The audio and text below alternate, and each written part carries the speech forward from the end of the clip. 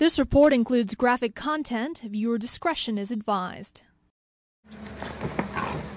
One by one, hundreds of pigs are pushed into a deep pit. As the mass grave fills up, those at the bottom are crushed. Those at the top are then covered with earth. Animal rights group CARE secretly filmed 2 sites in South Korea to show pigs infected with foot and mouth disease being buried alive. CARE claims the animals were not given a lethal injection or any drug to stun them. South Korea's agriculture minister tells CNN, "I cannot confirm whether there were regions that had a shortage in the euthanasia drug or if they buried the animals alive. I also heard that in some cases, even after being injected with the drug, the pigs didn't die right away." Satekwan's farm is deserted. He lost 169 cattle and has received $11,000 compensation from the government so far.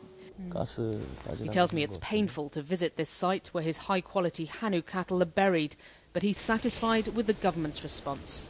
He tells me, now my cattle are gone, so are 15 years of breeding that got me pretty decent rates in quality. This second farm is in the same neighbourhood, but the disease has not yet reached here, so there are plenty of precautions being taken. The farmer has made sure we're wearing protective clothing, and also we have to be completely disinfected before we even set foot on the farm. As the disease reached a farm just 1 kilometre away, Hwang In-sink has not left his farm to go home for a month and a half. He's vaccinated his cows for a second time, but is still worried.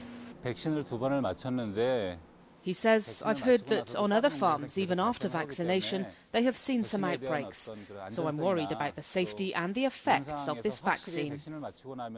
So far, 3.4 million animals have been culled across the country, but the agriculture minister rejects some claims of blood and fat leaking from mass graves and into water supplies. He says there are no confirmed cases of fluids contaminating underground water or leaking into the water supply because there were no animals buried near the preserved water supply area.